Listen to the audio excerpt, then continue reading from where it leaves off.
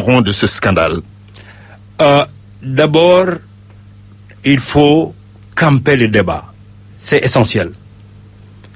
Touba, contre la volonté de son fondateur Cheikh Al-Khadim, qui voulait faire de cette cité une cité bénie où on adoure Dieu, Touba est devenu un lieu de tous les trafics.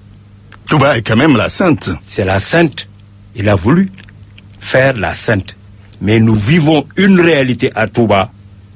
Touba est le milieu où tous les trafics se font. Commençons par les trafics de véhicules, les rimes. Commençons par le trafic de chanvre indien.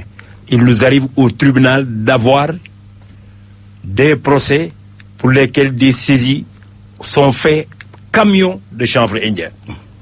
Touba, tout le monde le sait, les malfrats de tous bords, de tous acabits, viennent se réfugier à Touba.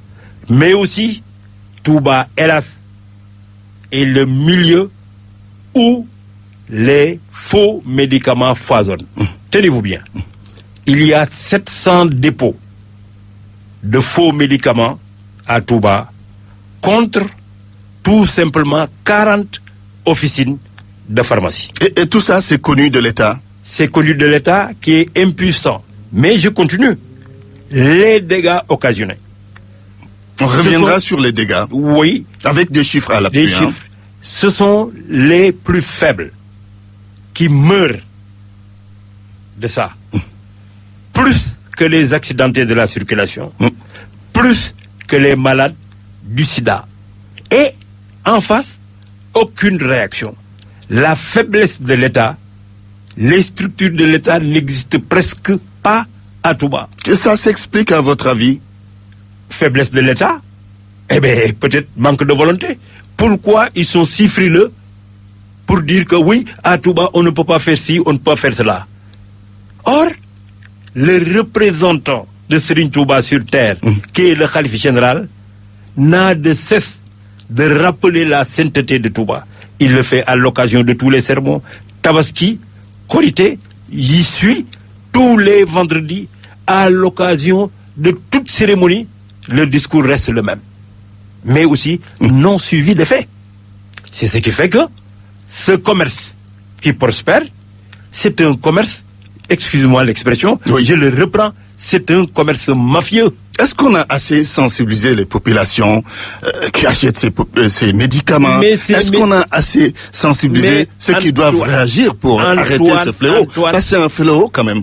C'est un fléau, mais il faut aussi essayer de saisir pourquoi ça persiste. Pourquoi depuis plus de 40 ans, les médicaments sont vendus à Touba, et à partir de Touba, ces faux médicaments inondent le Sénégal.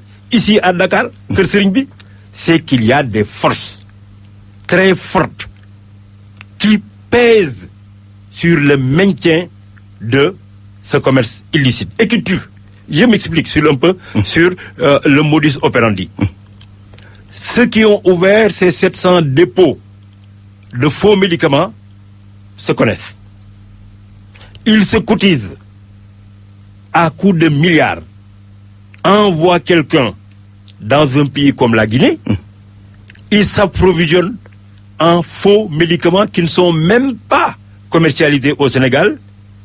De retour à Touba, ils les déversent sur le marché. Posez-vous des questions.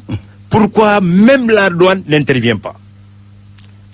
Comment on peut circuler avec de gros porteurs, de gros camions, comme dans le cas en l'espèce, 2 camions qui contiennent un chargement de 1,350 milliard de faux médicaments non contrôlés de la Guinée jusqu'à Touba? Tout de même, il y a Anguille.